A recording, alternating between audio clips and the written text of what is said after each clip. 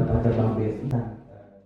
Panitia Pengawas Pemilihan atau Panwasli Aceh merekomendasikan sebanyak 35 tempat pemungutan suara atau TPS di Aceh untuk melakukan pemungutan suara ulang atau PSU.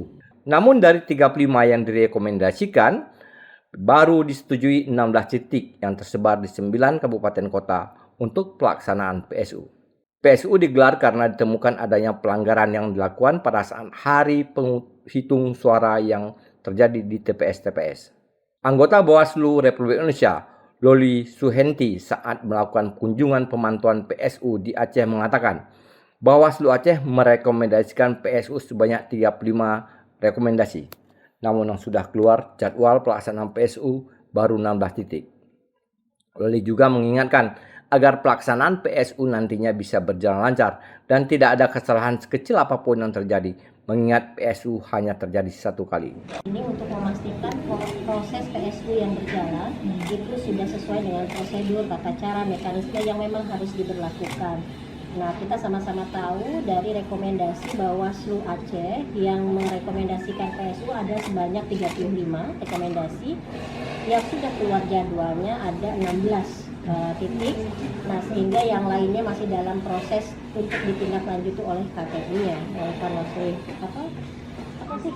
KIP Aceh ya. Nah, sedang berproses di situ.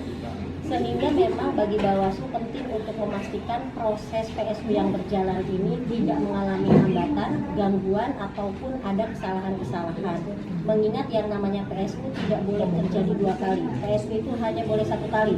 Maka kita semua harus memastikan tidak ada kesalahan sekecil apapun dalam proses PSU ini. Pada prinsipnya PSU menjaga kemurnian hak pilih, pada prinsipnya tidak boleh ada hal-hal yang kemudian berpotensi tidak pada tempatnya, tidak sesuai aturannya, menghilangkan hak pilih orang lain. Sementara itu, Ketua Panwasli Aceh Agus Syahputra menjelaskan 16 titik PSU tersebar di 9 kabupaten kota. Sebagian sudah dilakukan dan sebagian lainnya akan menyusul.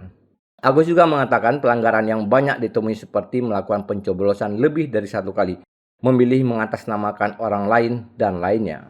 Pelaksanaan penghitung suara kemarin tanggal 14 Februari sampai dengan sekarang ya, perkembangannya kita ada potensi pelaksanaan PSU di 9 kabupaten kota yang tersebar di 33 TPS.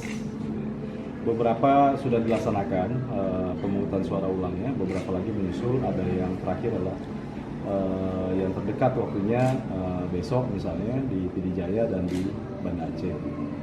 Dan sebagian lagi kita sedang menunggu dari 33 itu yang sudah dilaksanakan sekitar 9 TPS ya. Untuk kemudian yang lainnya menyusul mulai dari besok. Jenis pelanggarannya itu diantaranya adalah mencoblos lebih dari satu kali, kemudian memilih mengatasnamakan orang lain gitu. Dari Banda Aceh, Lala Nurmala melaporkan untuk Puja TV Aceh.